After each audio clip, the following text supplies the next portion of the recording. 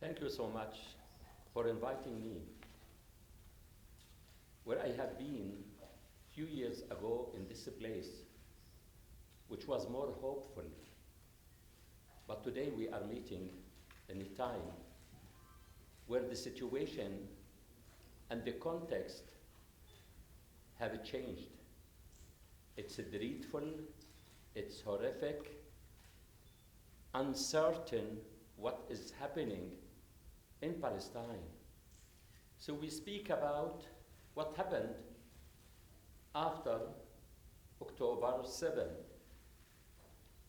But we need to understand always to ask why all of this happening, why this dreadful situation deteriorated, and is it because of October 7 or is it continuum of what is happening there since 1948 and since the occupation in 1967.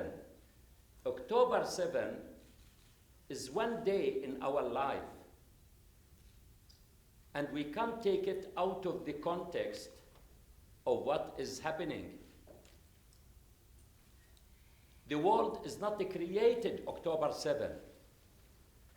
As a medical doctor, when a patient comes with a medical emergency, I will take the history of the patient to help me to understand what happened and why this urgent situation happened.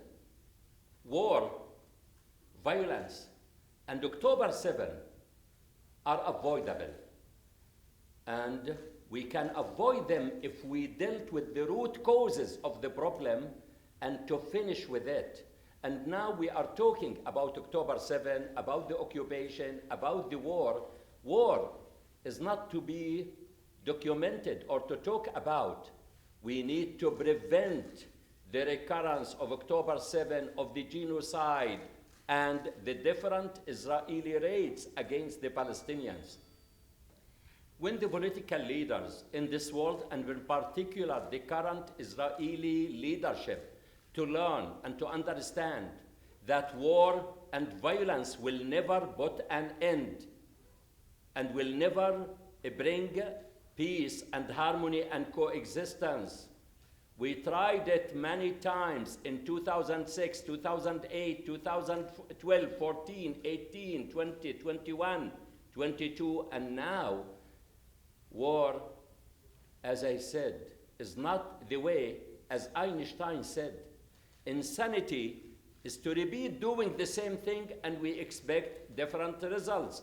It's time to change the course of dealing with the situation and to understand that the big elephant in the room is the occupation and colonization of the Palestinian people.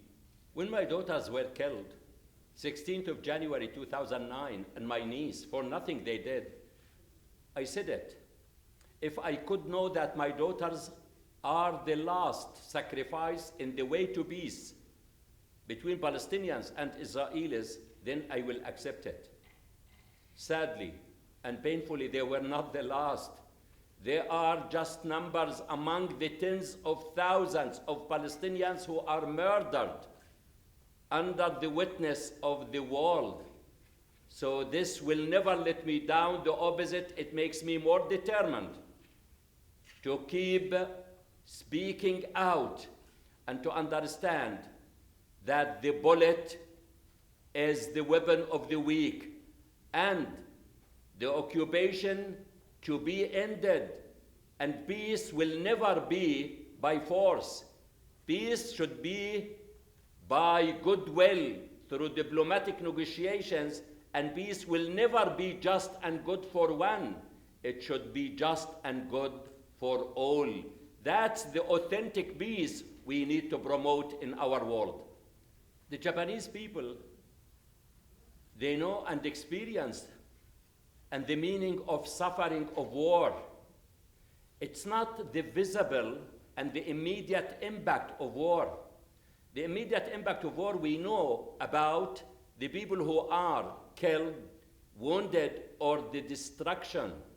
It's about the long-term impact of the war. What are we going to do with the broken hearts, minds, and souls of the people. And that's always, I used to say, war, it only leads to more bloodshed, more hatred, more hostility, and most important, more extremism.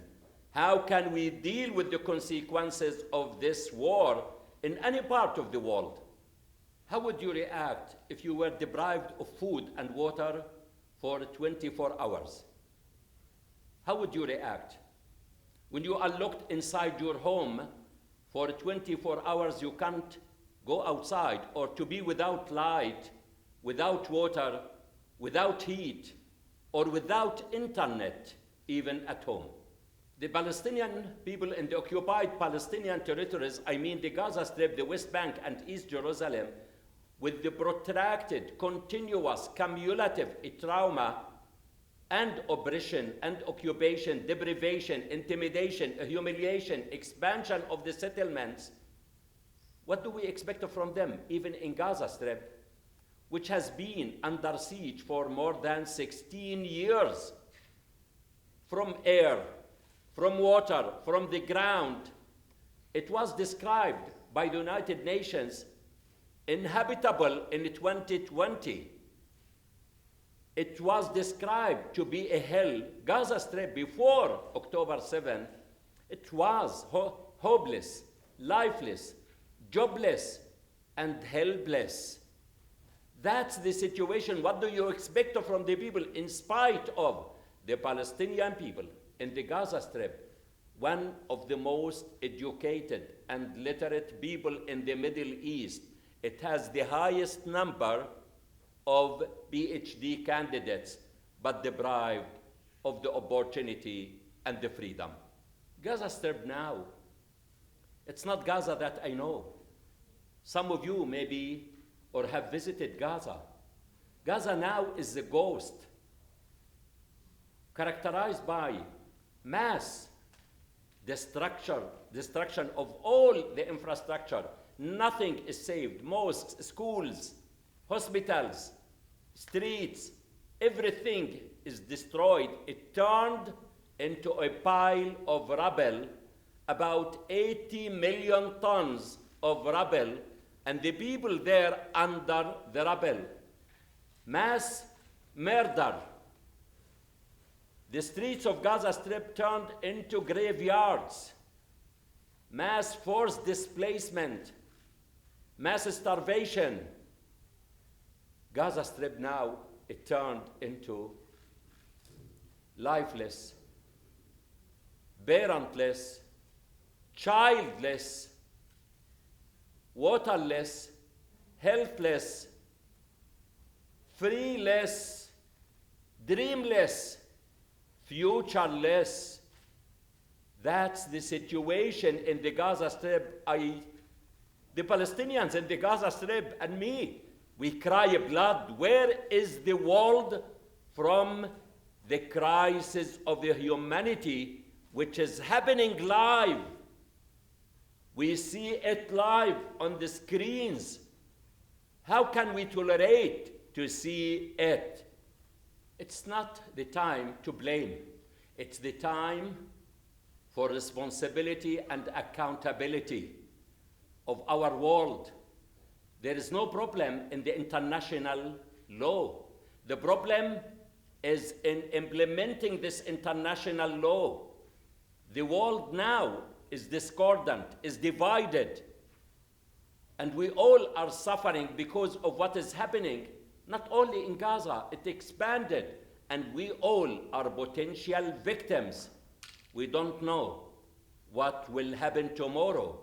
What is happening there across barriers, any conflict anywhere will impact everyone everywhere.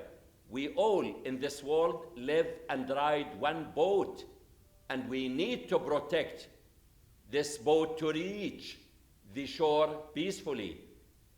So stopping this atrocity, this genocide, is the first step to save our world and to resume trust in the international community and the human rights law, which is now under test, not to be biased, indifferent, or complicit of what is happening in the Gaza Strip.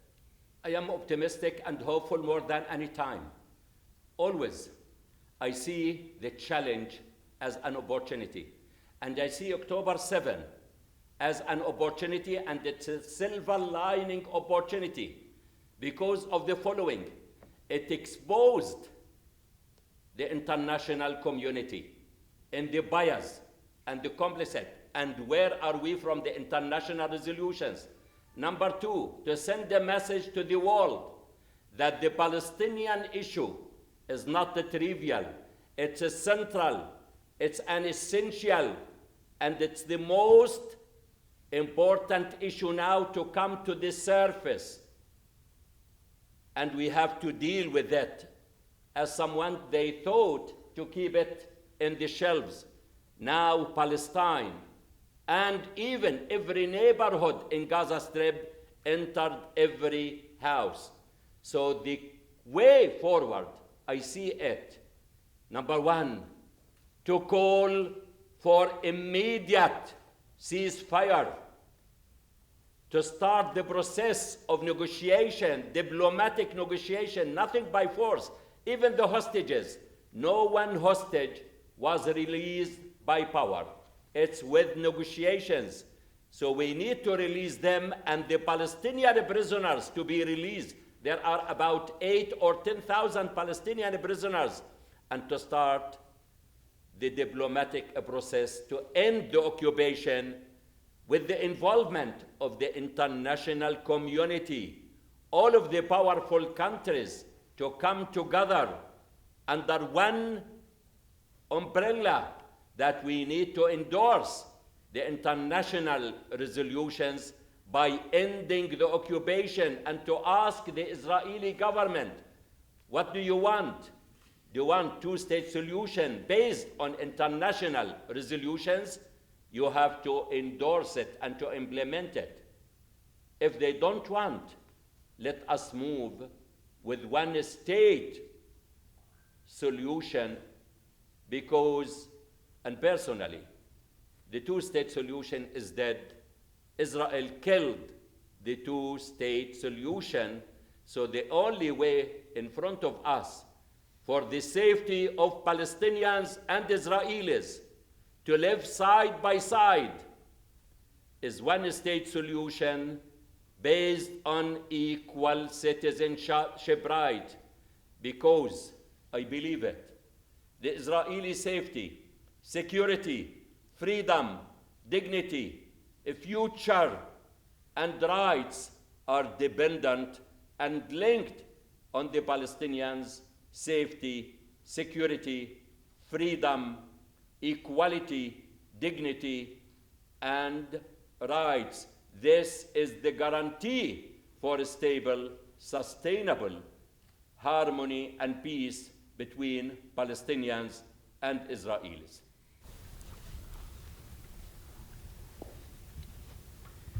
博士、大切な話をありがとうございました。堀潤と申します。8ビットニュースという市民メディアを運営しております。先日私もウエストバンク、まさに西岸を訪ねました。暴力とそして正当性のない攻撃を目の当たりにしました。その上で、先ほど国際社会ということをお話しされましたが、国際社会の主語は誰だと思われていますか？イスラエルの大使に聞くと G7 だと言っていました。パレスチナの駐日大使に聞くと国連の決議だと言っていました。改めて博士にとって国際社会は誰ですか？教えてください。The international community, we know these international institutions.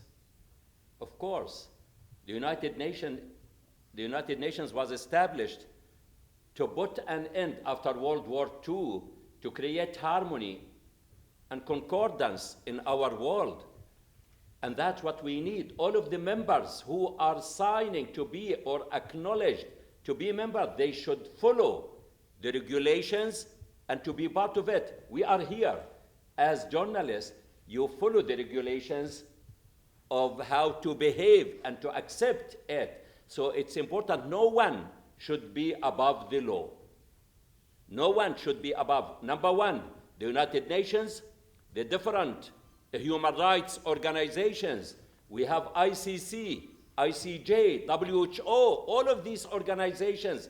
Japan as a country, the G7, the G20. That's what I mean by the international community. So all of them should stand up based on one standard for justice, black or white. There is nothing, a gray zone in the middle, and no one is immune or to be provided impunity, unconditional impunity. And that's what we need. So I believe October 7 came, and that's what I mentioned, as a silver lining opportunity to have a reform in the international community to endorse these international resolutions.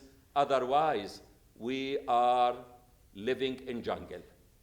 We want to protect our world from any harm, because we in this world, we live and ride one boat. So it's the responsibility of all that this boat to reach the shore peacefully. My name is Wada. I am member of the Mainichi newspaper. I have two quick questions. One is about the people of Japan. In the talk you had at the movie theater today, you call on Japanese people to act. And I see many ordinary Japanese people here who saw what's going on in Gaza and the West Bank and doing whatever they can to help people suffering there. And I also see other kind of people who watch those people who are doing whatever they can and say, oh, we're in Japan. There's little that those kind of actions can have on the welfare of people in Gaza and the West Bank. If you have any words for these two kind of people, I'd appreciate that. And another thing is about your drive to continue to bridge the two warring sides in such a peace. It's not easy, I think. And one factor I suspect is the influence of your surviving children. If there are any that their existence is giving for your drive to seek peace, could you try to explain that to me? Thank you. I came here after watching and giving a speech after the screening of the film, I Shall Not Hate. There was a full venue of Japanese people. I am inspired and hopeful more than any time. The people after the screening and signing the book, they came to me that we are so inspired today. This message, we have to spread it in Japan, among our neighbors, our friends, our people, and to recommend it. This is not acceptable. I saw a woman, she was crying. It touched her, and that's the message we needed. We need to increase awareness, to hear from the Palestinians, not to hear about the Palestinians. Another woman, she said, I know the meaning of loss. After she's 60 years, I learned about my nephew who was killed in war. She knows the meaning of suffering. And that's the message to the Japanese people. And I talked to them not to underestimate their action. And some of them, they said, we want to write to the Ministry of Foreign Affairs, to the people there, to journalists. So that's the issue, when each of us to start to do his part and not to underestimate what we are doing. Start by yourself, don't wait for others. And the other question concerning peace and the children, peace depends on who you are and where you are. If you are in Tokyo, if you are in Gaza, in Lebanon, in the States, if you are a woman, if you are a man, it depends. So I believe peace also is not just a word. We need to live it, and we need to work with it and to achieve it. Peace can be achieved, and we need, instead of talking about peace as a word, as a concept, we need to speak about What are the means to achieve peace? The means to achieve peace, number one, equality, dignity, justice, freedom, rights of all. And peace is a relationship. This relationship should be based on harmony and respect. So for any children who are facing conflict, once we change the context to be replaced, instead of a conflict or violence, to be replaced by justice, equality, and the freedom, children are the most resilient, and they can adapt, and they can live, and they can see a change in their life. 貴重なお話ありがとうございました。東京新聞の西田と申します。ちょっと日本語で失礼します。冒頭のお話の中で、戦争の短期のインパクトではなくて長期にわたるインパクトに目を向けるべきだとおっしゃいました。精神的な後遺症のことを念頭に置かれての発言だと思うんですけれども、学校とか家をなくした子どもたちがこれから成育して大人になっていくにつれてどんな悪影響を及ぼすのかというのを医師の立場からご見解をお聞かせください。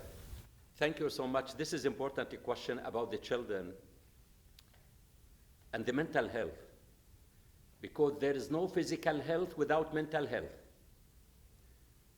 And also, these children in Palestine and in any place in the world who are facing a trauma, we know and we speak about what we call it PTSD, post-traumatic stress disorder.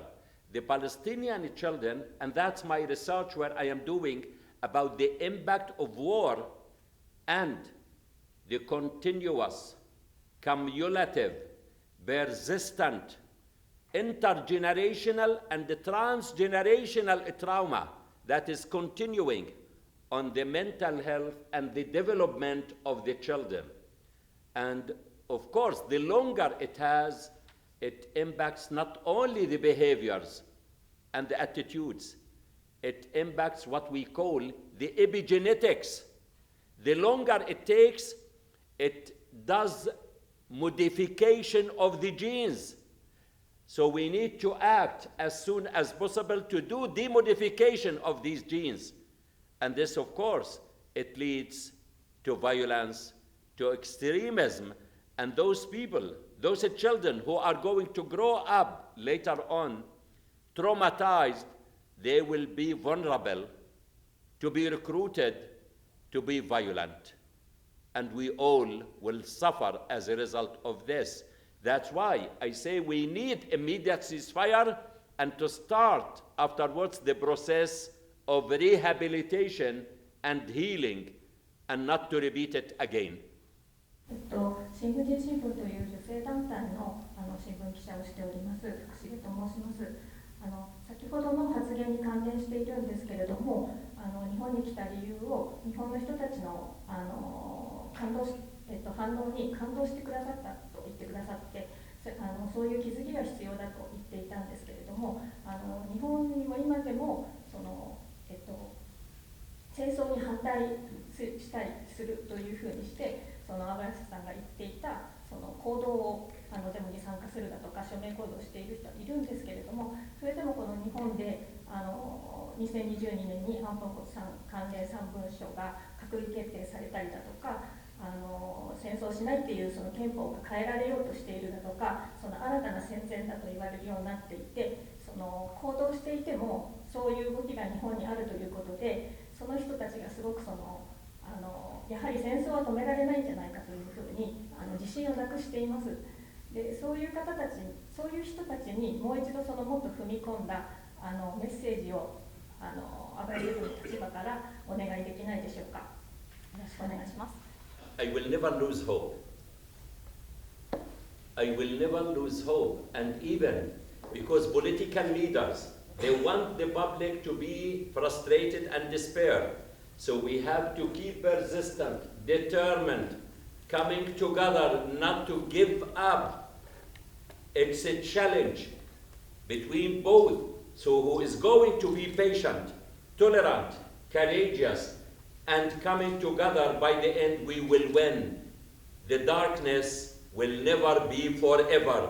The light has to come, and the political leaders that we all know, they are there, they should serve the interest of the public. In Canada, we call them civil servants. They should serve the public and to follow the agenda of serving the public. It's time for political leaders to humanize, not to politicize for their own agenda. So I say to the people and organizations, you speak about women's organization. I believe we need women to be engaged.